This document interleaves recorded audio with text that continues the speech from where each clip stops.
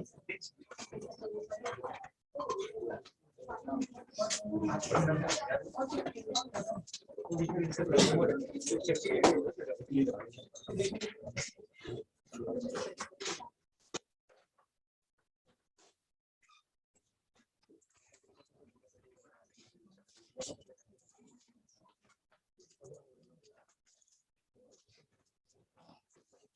है, आइए पढ़ते हैं और सीखते हैं।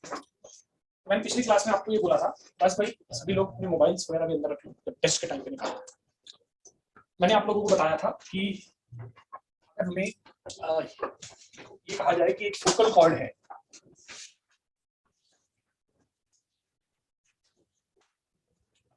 ये हमारी फोकल कॉर्ड अगर बनाई जाए इसकी, और इसको डायामीटर लेके एक सर्कल बनाया जाए, तो ये हमेशा इतना डायरेक्ट्रिक्स को टच करता है, ठीक है ना? ये डायरेक्ट्रिक्स को टच करता है। अगर आप इसको डायामीटर P और Q, इसको डायामीटर मान के सर्कल ड्रॉ करोगे तो ये हमेशा डायरेक्ट्रिक्स को टच करेगा, ये हमें शो करना। अगर मैं आपसे कहूं, क्या नाम है आपका? भविष्य। ये बताओ, एक सर्कल है और एक लाइन है, अगर मुझे पता करना हो कि ये लाइन इस सर्कल को टच कर रही है तो ये कैसे पता किया जाता है? सर अगर हम सर्कल के सेंटर का है तो लाइन से डिस्टेंस है। वेरी गुड, बिल्कुल सही। यानी बेसिक आपको पता है कि अगर कोई लाइन का सेंटर से डिस्टेंस रेडियस के बराबर होता है तो वो लाइन टच कर जाती है। ठीक है, बिल्कुल सही बताया मैंने। तो अगर मैं ये जानना चाहता हूँ कि ये जो सर्कल है, मान लो ये पॉइंट है 81 स्क्वायर, 281, ये क्या है 82 स्क्वायर, 282, और T1 और T2 में क्या रिलेशन होता है? T1 into T2 is minus. बिल्कुल सही, ये भी अच्छा रिजल्ट है, फोकल कॉर्ड से पास होने वाला, आपको याद है। तो अगर मान लो ये डायामीटर है तो इससे पास होने वाला सर्कल जो है, मतलब डायमीटर मान लीजिए सर्कल बनाया गया वो इस लाइन को टच कर रहा है, तो ऐसा तब हो पाएगा जब इसकी जो रेडियस है, सर्कल की जो रेडियस है उसका वो बराबर हो जाए इस सर्कल के सेंटर से जो लाइन का डिस्टेंस है, यानी डायरेक्ट्रिक्स का डिस्टेंस है। बोलो, ये बात समझ आ रही है? अब मैं कहता हूं कि इस सर्कल का सेंटर क्या है। सबसे पहले सेंटर, ये दोनों पॉइंट पता है, तो ये डायमीटर था तो ये इनका मिड पॉइंट होगा, a T1 square plus T2 square by 2 a T1 plus T2 a T1 plus T2, ये सर्कल का क्या है? सेंटर। अच्छा ये बताओ, इस सेंटर का डायरेक्ट्रिक्स, इस सेंटर का डायरेक्ट्रिक्स से डिस्टेंस कितना होगा? कोई भी बता सकता है? बोलो बोलो, अच्छा बोल रहे हो। a प्लस A स्क्वायर, और थोड़ा ध्यान से, सेंटर का डायरेक्ट्रिक्स से डिस्टेंस बोलो, ये अच्छा सोच रहा है। a plus A square plus T2 square. Yes भाई, ये डिस्टेंस अगर मुझे निकालना हो, ये तो y एक्सिस के पैरेलल लाइन है, तो अभी मुझे पता नहीं है टच कर रही है नहीं कर रही, तो देख प्रूव करना है। मैं अगर इसका इस सेंटर से इस लाइन का डिस्टेंस निकालूं तो वो कितना आएगा? इस पॉइंट का एब्सिसा प्लस a, तो इसका मतलब एब्सिसा तो ये है a,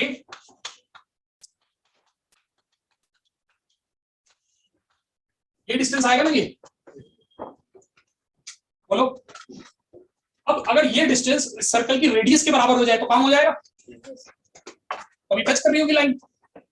अच्छा अब ये बताओ, कल मैंने बताया था कि इस फोकल कॉर्ड की लेंथ का क्या फॉर्मूला होता है? T1 प्लस 1/T1 का होल स्क्वायर, तो ये PQ होता है, इसको आधा कर दें तो रेडियस आ जाएगी, यानी ये चीज और ये चीज अगर बराबर प्रूव हो जाए तो काम हो जाएगा। बोलो, समझ आ रहा है? मैं बहुत प्रूव करने की कोशिश कर रहा हूँ। अब देखो क्या करोगे, इन दोनों में से एक कॉमन निकला, 2 एलसीएम लेके 2 भी कॉमन निकला, यहाँ रहेगा 2 plus T1 square plus 1/T1 square, T2 की जगह 1/T1 लिख दिया क्योंकि T1 T2 माइनस 1 होता है। ठीक है, तो अब इसको हम क्या लिख सकते हैं? T1 प्लस 1/T1 का होल स्क्वायर इनटू a/2। बोलो यार, ये हुई बात। तो ये दोनों बराबर नहीं आ गए, तो अगर इसका सेंटर से जो डिस्टेंस है वो इस लाइन का जो डायरेक्ट्रिक्स था वो इसकी रेडियस के बराबर आ गया, तो इसका मतलब ये लाइन टच कर रही होगी सर्कल को, तो इसीलिए फोकल कॉर्ड से पास होने वाली लाइन सर्कल को टच करती है, ये रिजल्ट प्रूव होता है।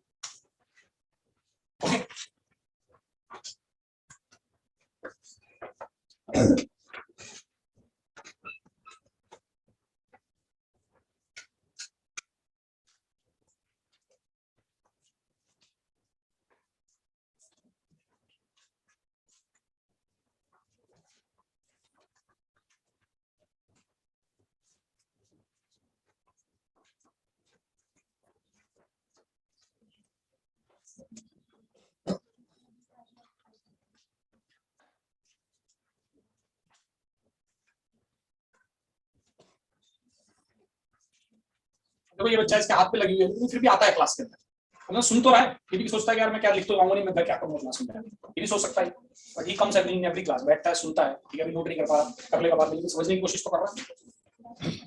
तुम बहुत मिस करते हो भाई क्लास, सॉरी से कैसे काम चलेगा यार, मुझसे सॉरी मांगने से कुछ नहीं होगा, ये लड़ाई सॉरी वाली है ही नहीं, जेई के लिए तैयारी कर रहे हो यार, तो सॉरी सॉरी कुछ नहीं चलता,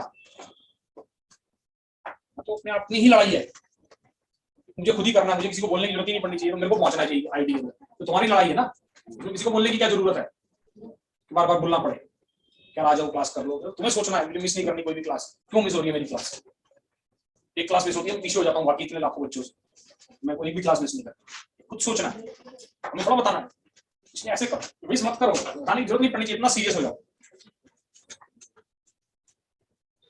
डांट टपट वाली कहानी तो वो अलग होती है, वो अलग बच्चों के साथ है, जब जेई की आप तैयारी कर रहे हो डांट टपटने वाली जरूरत पड़नी नहीं चाहिए, खुद का ही मोटिवेशन काम करता है, अंदर से लोग अंदर इतना स्पार्क होता है कि लगे हुए होते हैं, उनको बोलने की जरूरत थोड़ा पड़ रही होती है, पढ़ ले यार पढ़ ले, आ जा कर ले क्लास, मिलते मिलते थोड़ा चलती है उसमें, तो खुद का ही लड़ाई है, नहीं करना।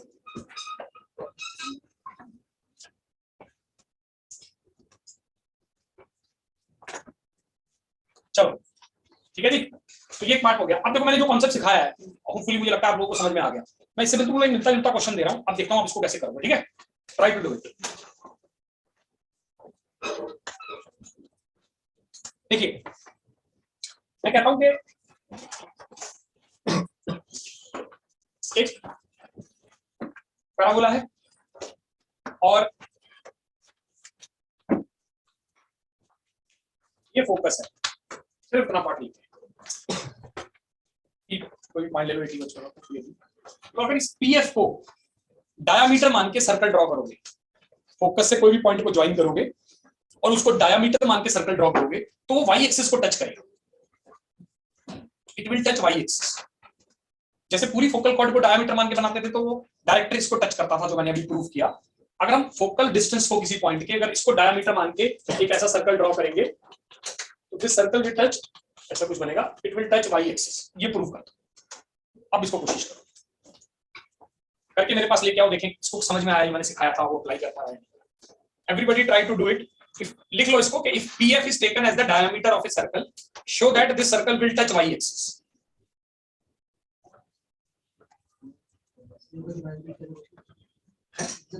if PF is taken as a diameter, PF is taken as a diameter, show that if PF is taken as a diameter, show that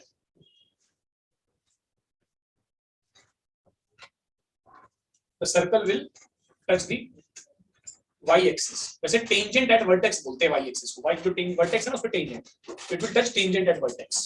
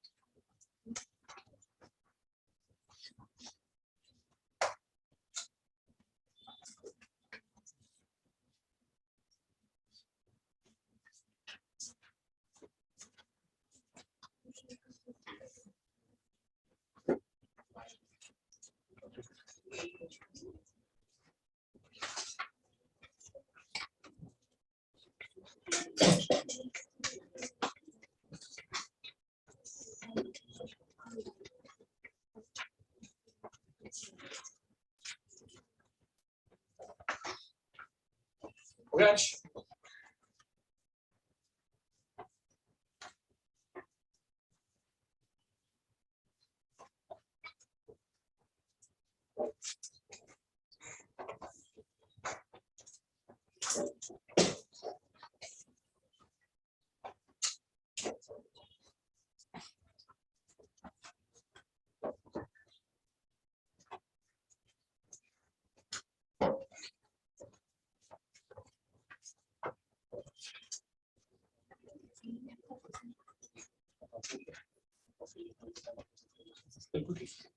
एक ही लाइन में हो जाएगा अगर आप आराम से करोगे तो। देखो ये डिस्टेंस मैंने कल बताया था आपको कि अगर मैं इस पॉइंट को 80 स्क्वायर 280 ले लूं तो ये पीएफ डिस्टेंस कितना होता है a प्लस 81 स्क्वायर, क्योंकि आपने इसको डायामीटर माना है तो रेडियस इसकी आधी होगी, तो इस सर्कल की रेडियस कितनी हो जाएगी a प्लस 80 स्क्वायर बाई 2, ये तो रेडियस होगी ना भाई। अगर हमने कल बताया था कि ये डिस्टेंस a प्लस 80 स्क्वायर होता है, उसको आधा कर दिया। अब हम ये अगर शो कर दें कि जो रेडियस है और जो इस सर्कल का सेंटर है उसका y एक्सिस से डिस्टेंस सेम ही है तो फिर टच हो जाएगी। इसका सेंटर कितना आएगा, फोकस a, 0 होता है, सेंटर आएगा a plus 80 square 80 mid point. बोलो बच्चों क्लियर है ये?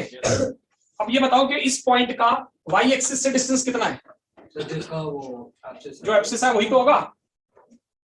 कोई पॉइंट लेते हैं उसका y एक्सिस से डिस्टेंस उसका एब्सिस ही तो होता है, तो ये क्या बन जाएगा a प्लस 80 स्क्वायर बाई 2, तो ये दोनों बराबर हो गए रेडियस और ये, तो इसका मतलब ये लाइन टच कर रही है। क्लियर? इस तरीके से करना है।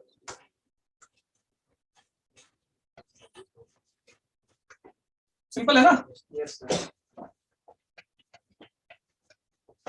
चलिए इसके बाद मैंने और क्या दिया था, एक प्रूफ दिया था एपी वाला, वो हुआ प्रूफ? चलो आप देखते हैं। मान लीजिए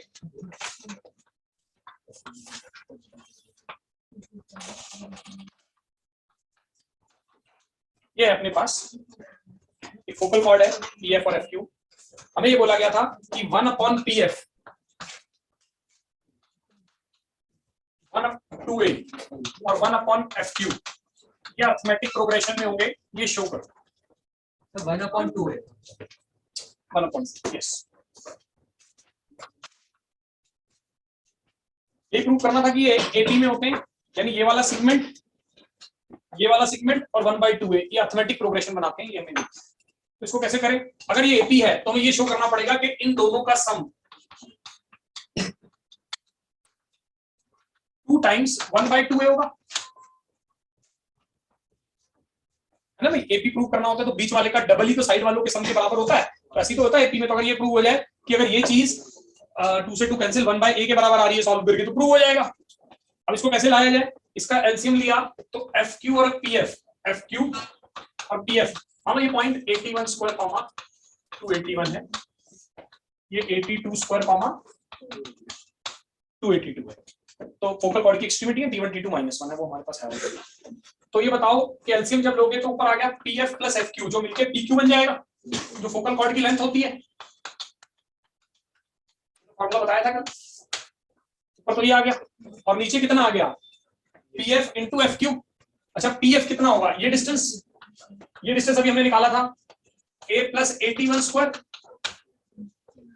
और इंटू एफक्यू यानी a प्लस, वैल्यू डालिए बस और कुछ नहीं किया। अब जरा ध्यान से देखना, अगर मैं इन दोनों में से a कॉमन निकाल लूं तो a से ऊपर कैंसिल हो गया,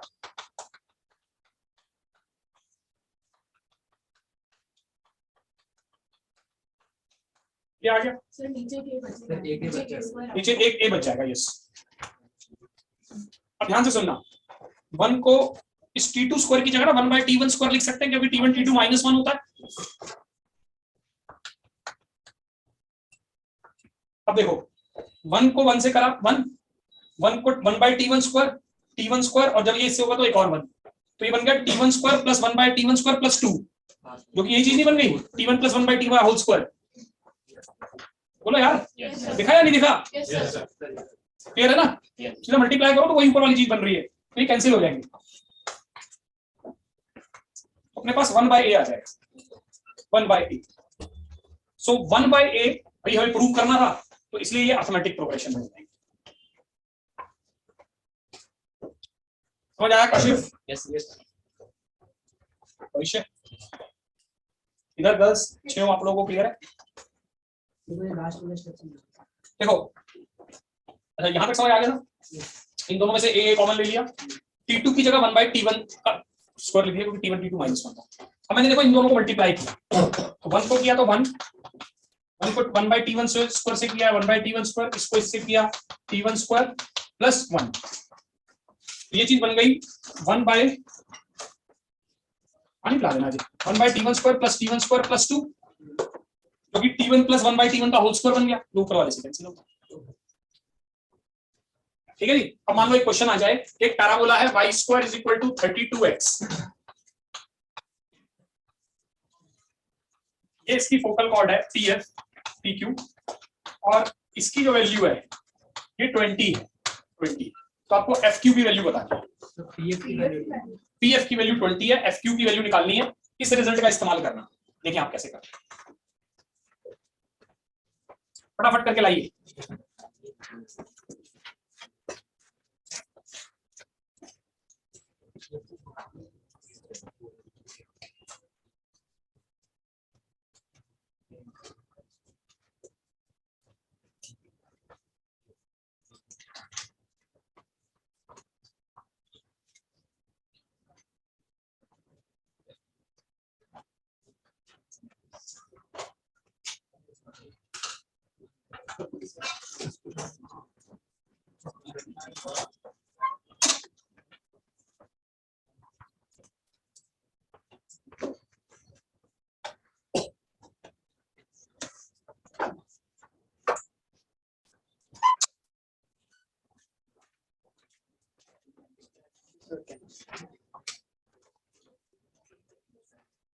ये कितना हो गया हमारा 8, हाँ ठीक है 16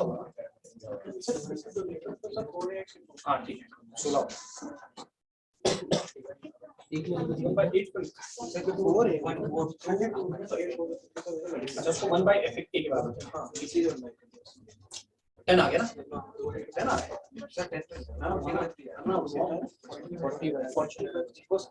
हो नहीं सकता। देखो 20 और 8 का एलसीएम 160, 8 से गया तो 30, 8 40/3 है, कैसे 40/3 समझ आया भाई? तो अगर एक फोकल कॉर्ड का एक सेगमेंट दिया हो तो दूसरा निकालो भाई, बाकी बच्चे भी करो, कैलकुलेशन है सिंपल सी। आ गया 40/3 इज द आंसर।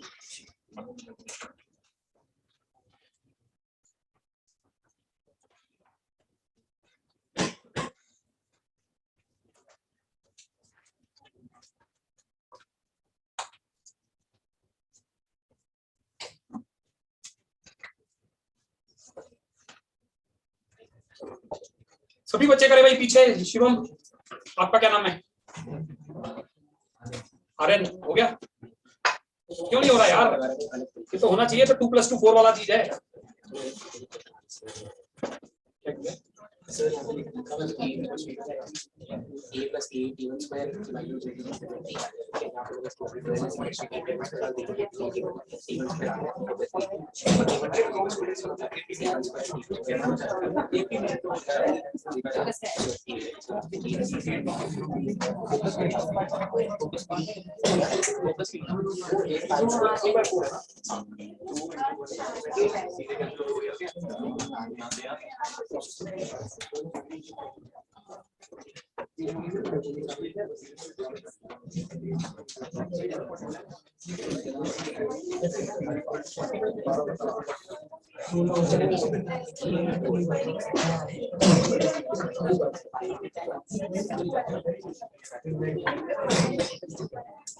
हो गया जी? आ गया समझ?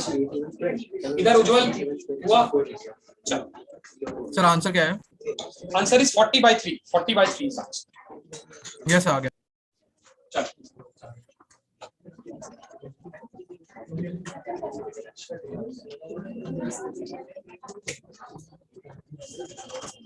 चलिए अब एक छोटा सा क्वेश्चन लिखिए, find the length of smallest focal cord.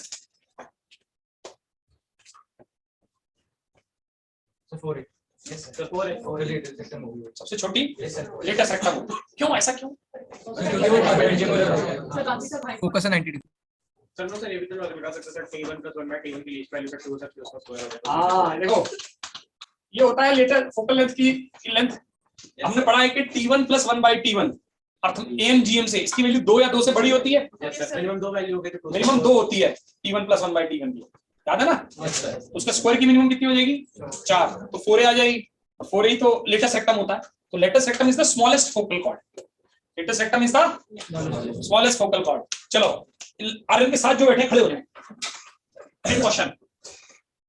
Question मैंने जो बताया समझ में आ गया। Let smallest focal chord is latus rectum, ठीक है।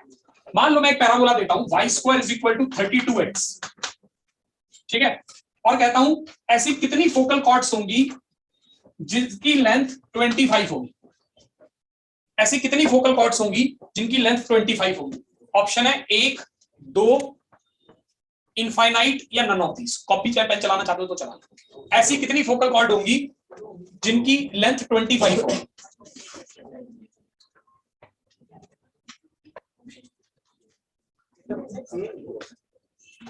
सर ऑप्शन क्या थे?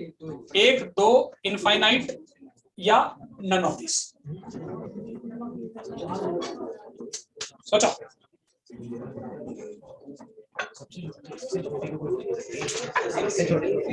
जीरो क्यों? मिनिमम लेंथ थी 32 आ रही है। आंसर 0। भाई जब सबसे छोटी कॉर्ड है फोकल वही 32 लेंथ की। आप ही ने तो बताया कि लेटेस्ट रेक्टम सबसे छोटी, तो 25 लेंथ की कोई फोकल कॉर्ड हो ही नहीं सकती।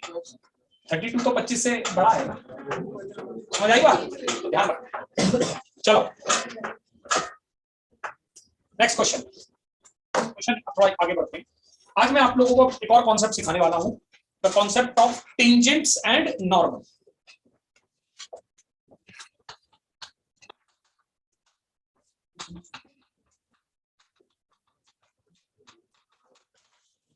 Concept of tangents and normals, ध्यान से सुनना भाई। अगली क्लास जो होगी उसमें सभी का होमवर्क चेक किया जाएगा, और जिस बच्चे ने किया होगा उसके व्हाट्सएप ग्रुप में मैं डालूंगा इस बच्चे ने काम नहीं सबमिट किया, पेरेंट्स प्लीज टेक केयर। तो इसलिए अगली क्लास तक कर लीजिए। अभी कौन पहले कॉन्सेप्ट बता दूंगा। Concept of what? Tangents and normal. तो इसलिए अगली क्लास में जरूर होमवर्क करके आना कॉन्सेप्ट टेंजेंट एंड नॉर्मल, ठीक है। तो बच्चे ऑनलाइन है वो ध्यान से सुनिए। देखो ऐसा है,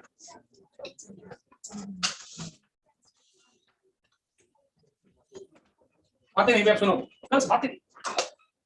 देखो मान लो अगर मैं कहूं पैराबोला है मेरे पास y² = 4ax।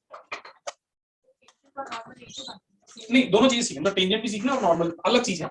मतलब बताऊंगा और दोनों अलग है, दोनों सीखना। टेंजेंट का मतलब हम लोग थोड़ा समझते हैं, वो एक लाइन जो कर्व को टच करती हुई जा रही है उसी को टेंजेंट कहते हैं। उसकी इक्वेशन को लिखना वही टेंजेंट का कॉन्सेप्ट है। अच्छा अगर मान लो इस कर्व के ऊपर एक पॉइंट दे दूं x1 y1, वैसे तो हम 81 स्क्वायर 281 लेते हैं, अभी मान रहा हूं x1 y1 ले लें।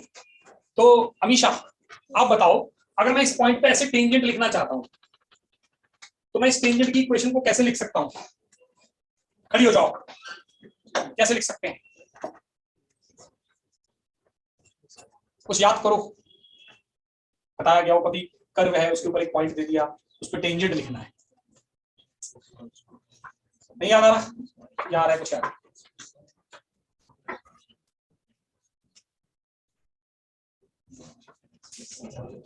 नहीं बैठ जाओ। उज्जवल आप खड़े हो जाओ। नहीं याद आ रहा? हार्दिक,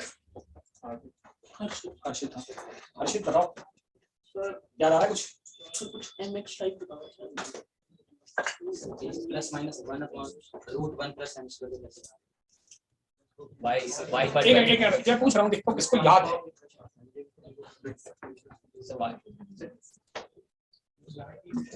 शिवांगी हैं?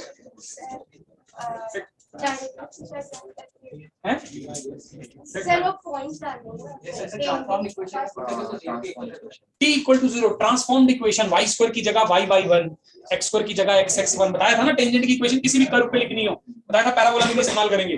तो अगर मान लो ये पॉइंट x1 y1 है और आपको टेंजेंट की इक्वेशन लिखनी है तो आप ऐसे लिख सकते हो।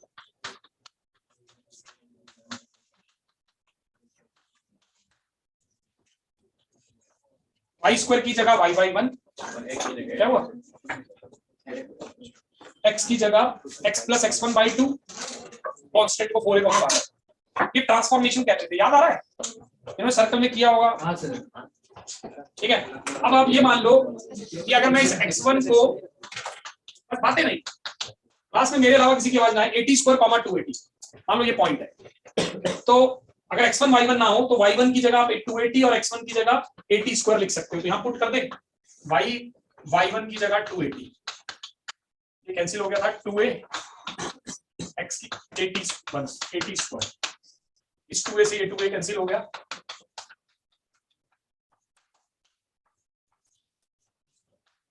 ty is equal to x plus 80 square.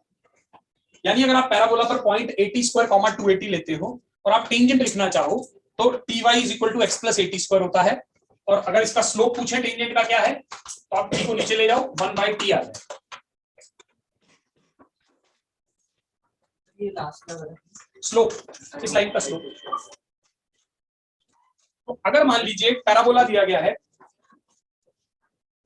उस पर हमें इस पॉइंट पर टेंजेंट लिखना है 80 स्क्वायर कॉमा 280 के, तो उसकी इक्वेशन हम ऐसे लिख सकते हैं। फाइनली इक्वेशन टेंजेंट की ये याद रखिए, आया कैसे वो भी मैंने बताया कि y स्क्वायर की जगह y/1, x स्क्वायर की जगह x/1, सिर्फ x की जगह x प्लस x1/2 ट्रांसफॉर्मेशन होता है, उसी का इस्तेमाल किया है। उसके हिसाब से ty is equal to x plus 80 square, where slope of the tangent is 1/t। ये पॉइंट समझ आया बच्चों? सही है, एवरीवन क्लियर? तो अगर मैं आपसे कहूं कि एक पैराबोला है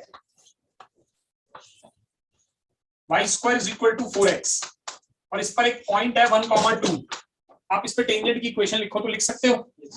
right down the equation of tangent, write the equation of tangent on this parabola where the point is 1,2।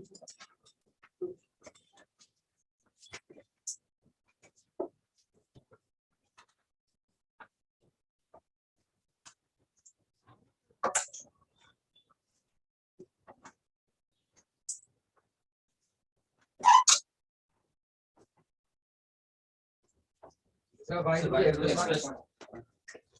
कहोगे? y स्क्वायर की जगह क्या लिखोगे? y1 y1 ही है, और छोड़ दोगे x की जगह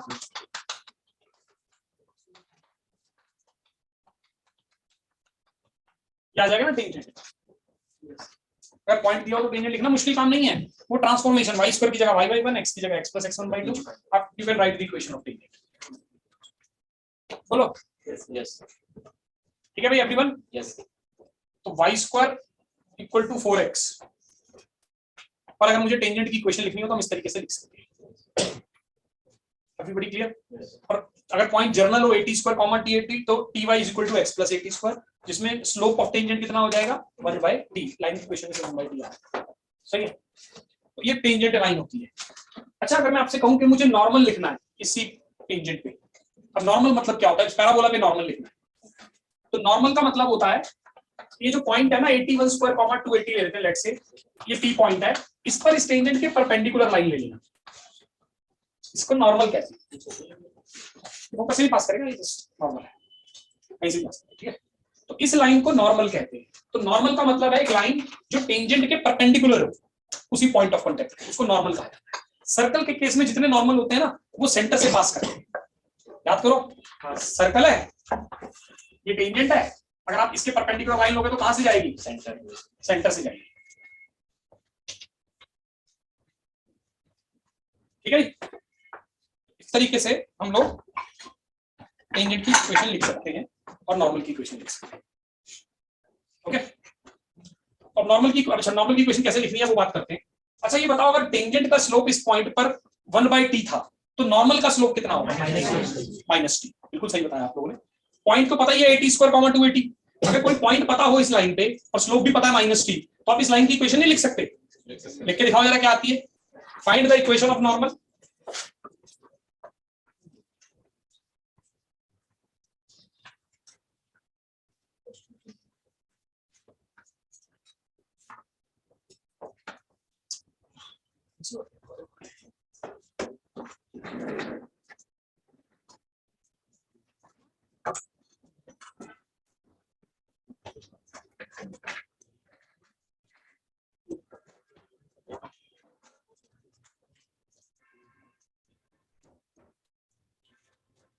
find the equation of normal, इस पर पॉइंट आपको पता है 80 स्क्वायर कॉमा 280, स्लोप भी पता है -t।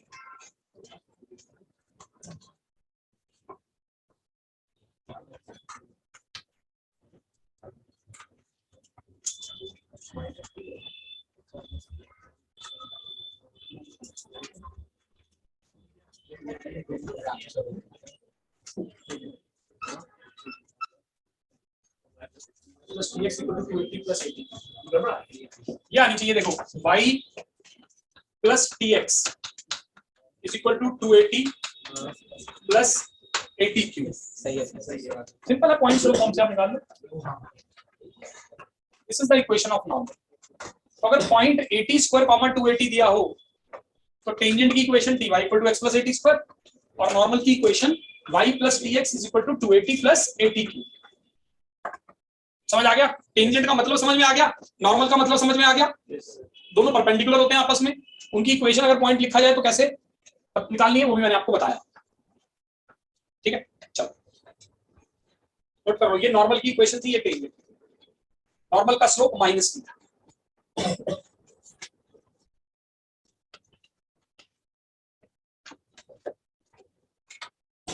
ठीक है, थोड़ा सा और आगे बढ़ रहे हैं। देखो आपने ये सीखा, थोड़ा टेंजेंट के बारे में बात करते हैं। ये अपने पास टेंजेंट है, इसकी इक्वेशन आपने टी फॉर्म में तो याद कर ली, ty equal to x plus 80 square. आइए अब इसको स्लोप फॉर्म में याद करते हैं। स्लोप फॉर्म, स्लोप फॉर्म में मतलब मैं जानना चाहता हूं y square is equal to 4ax और ये वाली लाइन mx प्लस c, ये इसको कब टच करेगी? जैसे आपने सर्कल में सीखा था, क्या सर्कल में सेंटर से जो डिस्टेंस होता है ना वो रेडियस के बराबर हो जाए तो लाइन टच कर जाती है। अब मैं ये जानना चाहता हूं कि ये वाली लाइन इसको कब टच करेगी। तो अब कोई सेंटर और रेडियस तो पैराबोला में होता नहीं है, तो हम क्या करते हैं, फोकस, वो सेंटर का काम नहीं करता, फोकस एक अलग चीज है। जरूरी नहीं है सारे टेंजेंट का नॉर्मल फोकस। तो बेसिक आइडिया ये कि इन दोनों को सॉल्व करें तो कितने पॉइंट मिलने चाहिए? एक ही पॉइंट मिलना चाहिए अगर टच कर रहे हैं तो। भाई अगर कोई लाइन पैराबोला को टच करना चाहती है, तीन सिचुएशन हो सकती है, या तो काटेगी या टच करेगी या कंप्लीटली बाहर रहेगी। तो अगर हम चाहते हैं कि पैराबोला को ये लाइन टच कर जाए तो उसके लिए क्या जरूरी है कि इन दोनों को सॉल्व करें तो कितने पॉइंट मिलने चाहिए? एक ही मिलना चाहिए। तो यहां से y की वैल्यू उठाकर यहां रखो और सॉल्व करो। तो mx प्लस c, इससे m में क्वाड्रेटिक बन गई।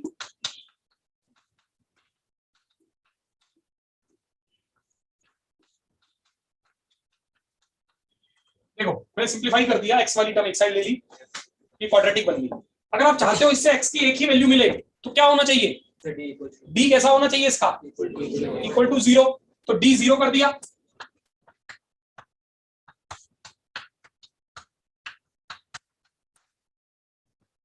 अब जब इसको ओपन करोगे तो 4m square c square minus 4m square c square cancel, 16a square minus 4 और 2 8 और 16, 16mca इक्वल टू 0।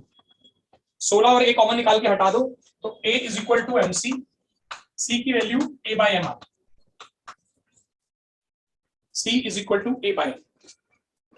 यानी ये कंडीशन निकल के आई कि अगर ये जो c है सच लाइन की इक्वेशन में वो इस a बाय m के बराबर होगा तो ये लाइन टच कर जाएगी। तो अगर मैं मान लो कहूं कि इस पैराबोला पर टेंजेंट की इक्वेशन लिखनी है स्लो फॉर्म में, तो हम ये लिख सकते हैं y is equal to mx plus a by m। c की जगह a बाय m डाल दो। यही तो कंडीशन निकली थी कि c a बाय m के बराबर होना चाहिए टचिंग के लिए। अगर हम c की जगह a बाय डालना तो वो टेंजेंट आ गई ना। तो ये जो इक्वेशन लिखी थी ना ty is equal to x plus 80 square, उसमें t अननोन था। इस केस में कौन अननोन है? m अननोन है। बाकी तो पता ही है, ये तो पैराबोला की इक्वेशन से मिल जाएगा। तो अगर मुझे पैराबोला पर कोई भी टेंजेंट लेना है तो I will take y is equal to mx plus a by y is equal to mx plus a by. ये वो पॉइंट आ जाएगा जहां पर ये टच करेगी।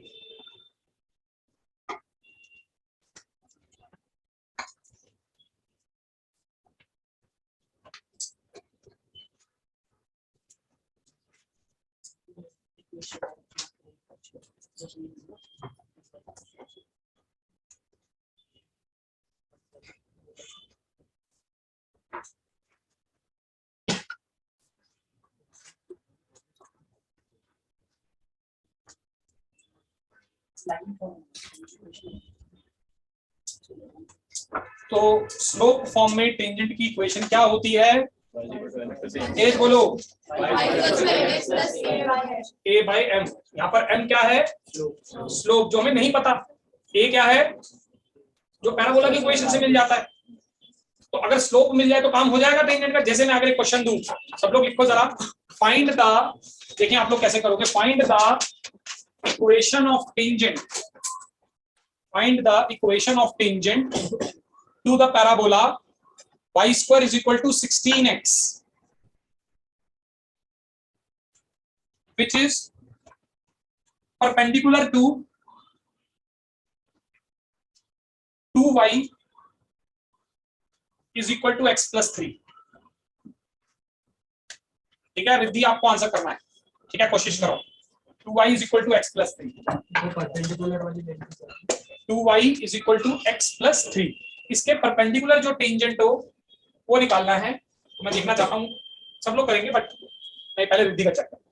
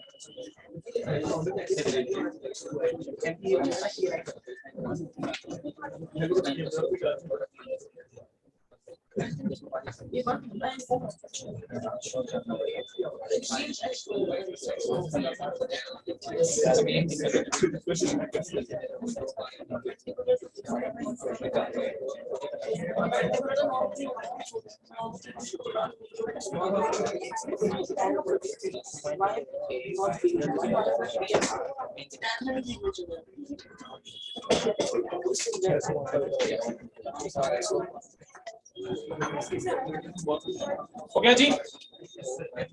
जी रिद्धि बताना चाहोगे?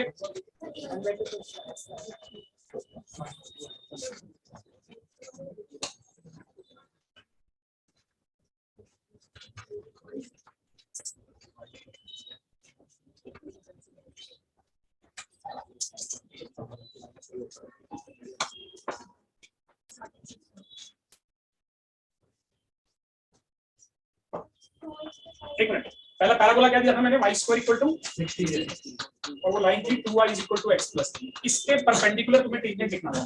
पहला स्टेप क्या किया आपने? स्लोप क्या निकला? हाँ, तो इसका स्लोप कितना है? तो इसकी परपेंडिकुलर लाइन का कितना हो जाएगा? -2। तो आपने टेंजेंट का स्लोप निकाल लिया। ये आपने काम सही किया कि वो -2 आ गया। सही है। अब क्या किया आगे? ए कितना है? 4 है। तो टेंजेंट की इक्वेशन क्या होती है?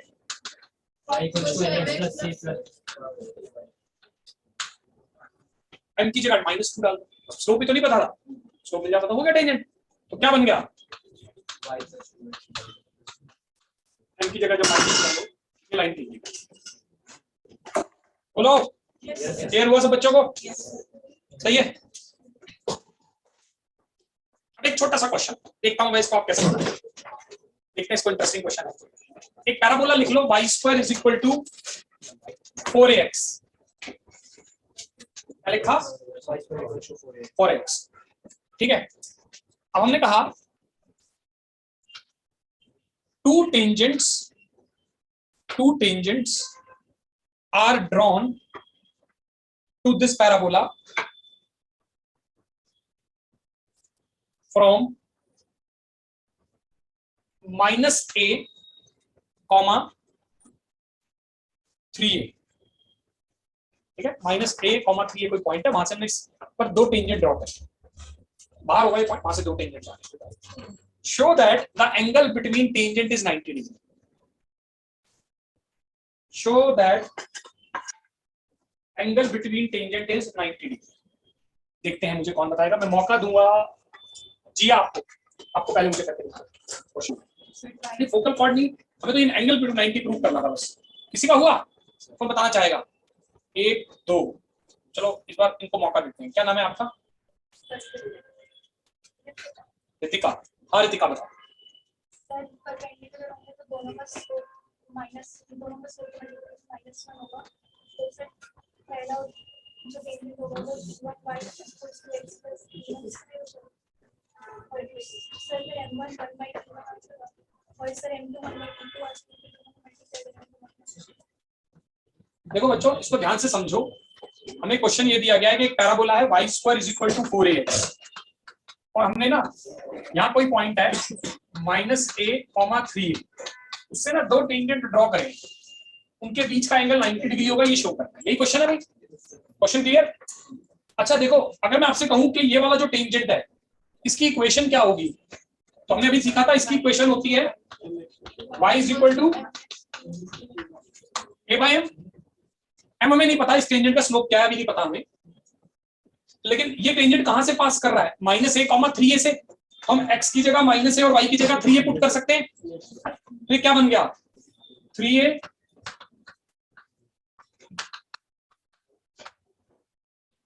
ऐसे आ गया। अब थोड़ा इसको सॉल्व करें ना, तो m एक क्वाड्रेटिक बन गई, m स्क्वायर सर एक कॉमन y की जगह 3 और x की जगह -3, ठीक है। m स्क्वायर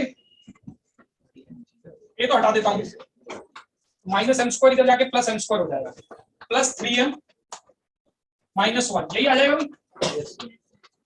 बोलो Urvashi, m square plus 3m -1 आएगा भाई। अब आप मुझे ये बताओ, ये m में क्या बन गई है, ये क्वाड्रेटिक क्यों बनी उर्वशी, क्यों बनी क्वाड्रेटिक? क्योंकि हमने ये बोला कि ये जो टेंजेंट है -a, 3 से जा रहा है, तो दो टेंजेंट है यार, अभी तो m की दो वैल्यू आएंगी, क्वाड्रेटिक इसलिए बनी है। अच्छा, ये m क्या रिप्रेजेंट कर रहा है, दोनों का स्लोप। अच्छा, इनका प्रोडक्ट कितना आ रहा है, कैसे प्रोडक्ट -1 क्यों आ रहा है, c/a। देखो इसके दो रूट होंगे ना, इनका प्रोडक्ट कितना है, m1 m2 -1 आ गया। अगर वो -1 आ गया, इसलिए दोनों टेंजेंट के बीच का एंगल क्या हो जाएगा, 2 हो जाएगा। वो भी ठीक है, वो भी ठीक है, ये मैंने समझ आया जो मैंने बताया ऐसे। ठीक है जी, चलो अब अगला क्वेश्चन करके दिखाओ मुझे। पहले अच्छा इस क्वेश्चन की पहले ये नोट कर लो, फिर एक चीज बताता हूं।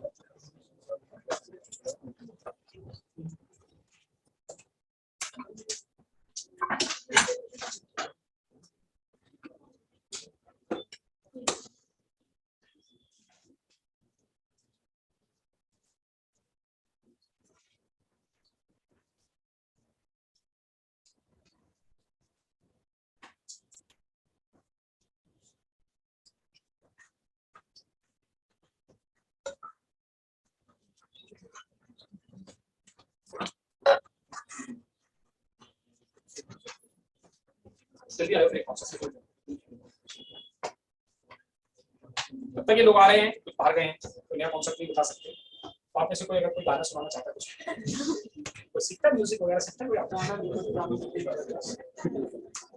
कोई भी किसी को कोई म्यूजिक कुछ नहीं सीखता, पहले सीखा हो या पहले सीखा हो, छोटी क्लास से सीखा है। सुनाइए, आपने क्या सीखा है म्यूजिक में? 5 साल क्लासिकल सीखा है,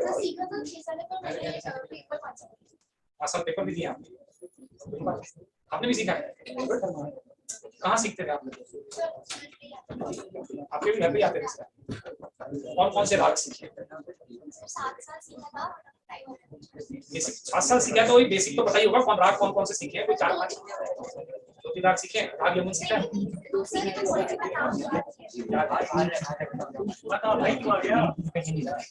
गाना शुरू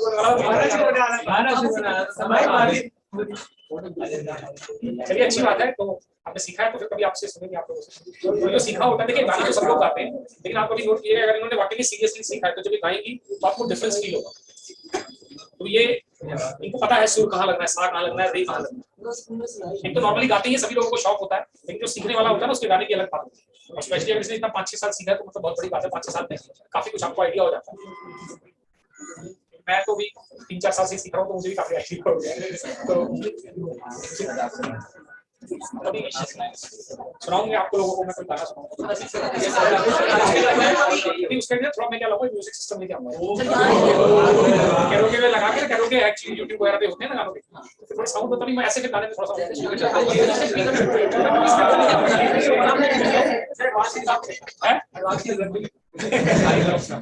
चलो आ जाओ भाई, तो आ जाइए, मैं रुका हुआ था कि बच्चे आ जाए, तो आज है ना, मैंने अभी जैसे आपको टेंजेंट के बारे में बताया है सर, डायरेक्ट्रिक्स में अगर हम कोई भी पॉइंट ले तो उस पे परपेंडिकुलर होता है। अभी हम ये रिजल्ट भी प्रूव करेंगे आगे, अभी तो मैंने क्वेश्चन की फॉर्म में दिया ये रिजल्ट होता है। देखो सुनो बच्चों,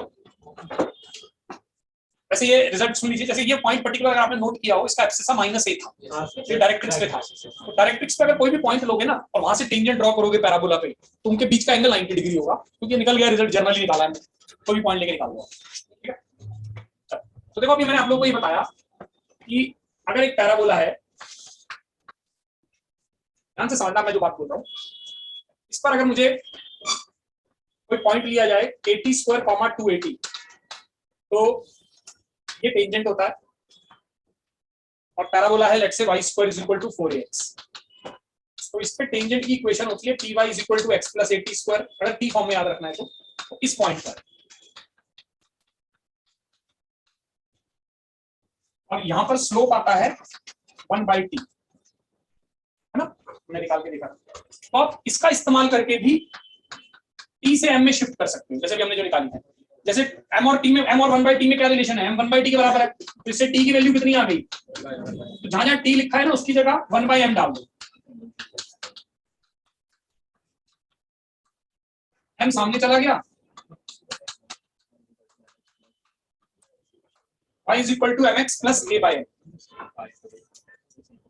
ठीक है ना, वही हमने इक्वेशन डिराइव की थी।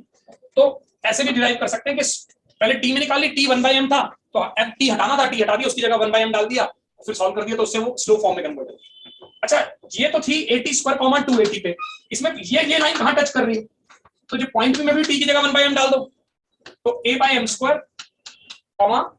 2a/m, मतलब अगर ये टेंजेंट है तो ये किस जगह पे टेंजेंट है, जैसे अगर t फॉर्म में होता है तो 80² 280 में होता है, तो अगर m फॉर्म में है तो वो a/m² 2a/m पे टेंजेंट होता है ना, ऐसा कैसे,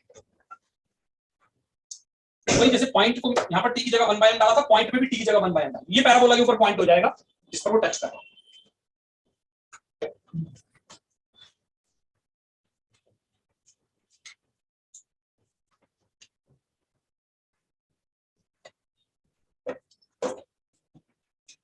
ये टेंजेंट की बेसिकली दो इक्वेशंस हैं, कोई भी यूज की जा सकती है, हम ज्यादा ये यूज करेंगे स्लोप वाली mx + a/m, और ये कहां टच कर रही होगी पैराबोला में, पॉइंट कौन सा होगा, a/m² 2a/m, वो बेसिकली t की जगह 1/m रख के आए, t बेसिकली 1/m के बराबर।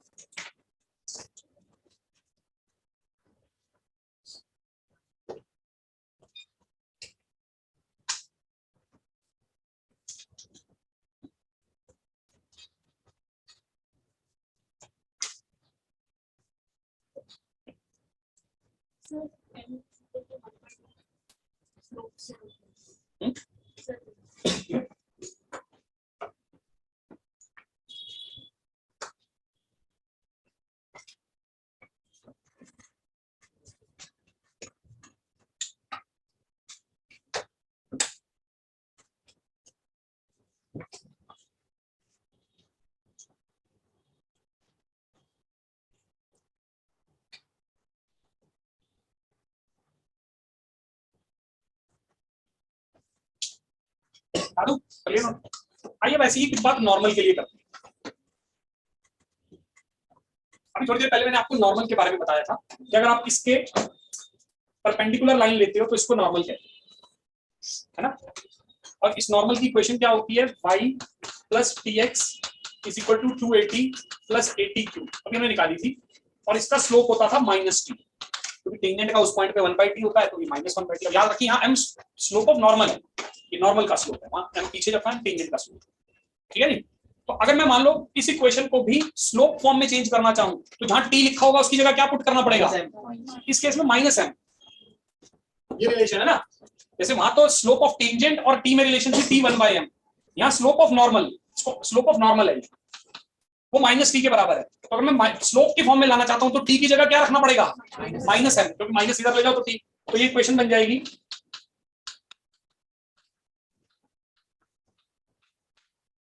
तो आ गया y is equal to mx minus 2am minus am q. ये हमारे पास नॉर्मल की इक्वेशन आ गई, y equal to mx minus 2am minus 1। अब ये किस पॉइंट पे टेंजेंट था, सॉरी नॉर्मल था, 80 स्क्वायर कॉमा 280 पे। तो t की जगह तो हमने माइनस m रख दिया, तो ये पॉइंट भी तो बदल जाएगा इस नॉर्मल के लिए। पॉइंट क्या हो जाएगा, am स्क्वायर, वो a बाय m तो उसमें था टेंजेंट में, या t की जगह माइनस m रखो, am स्क्वायर कॉमा माइनस 2। तो स्लोप की इक्वेशन नॉर्मल फॉर्म में, सॉरी टेंजेंट स्लोप फॉर्म में ये होती है, और पॉइंट जहां पर वो नॉर्मल होता है वो ये होता है am स्क्वायर कॉमा माइनस 2। जहां पर वो नॉर्मल ड्रॉ किया गया वो पॉइंट भी जो जैसे ये पॉइंट, ये चीज नॉर्मल किस पॉइंट पे थी, इस पर, तो हमने टी की जगह क्या रखा, माइनस एम, यहाँ पर टी की जगह माइनस एम रखी, पॉइंट भी बदल गया, एम की फॉर्म में आ गया। ठीक है, चलो सब बच्चे मुझे क्वेश्चन करके दिखाएंगे, नोट करेंगे सभी बच्चे क्वेश्चन एक से आराम से कर लीजिए।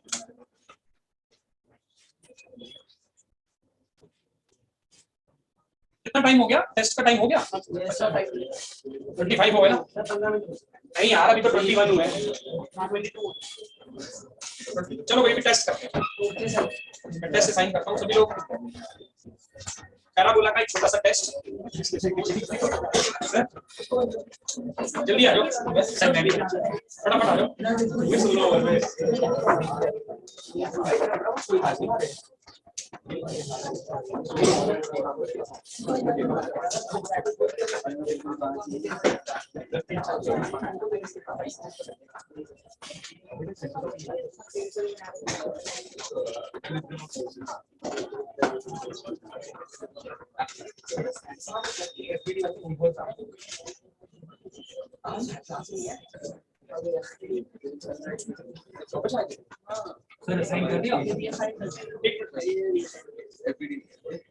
पहले मैंने पैराबोला का तो नहीं किया था, पहले तो नहीं किया था,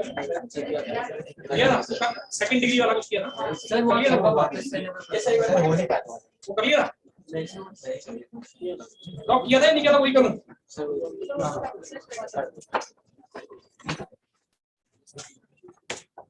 एक सेकंड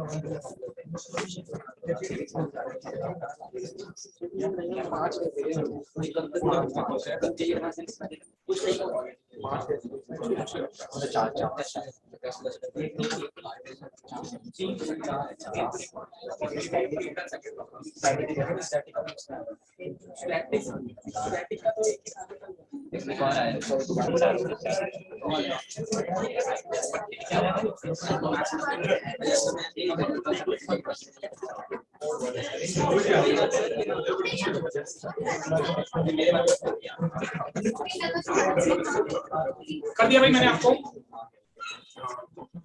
आगे सब लोगों को मैसेज।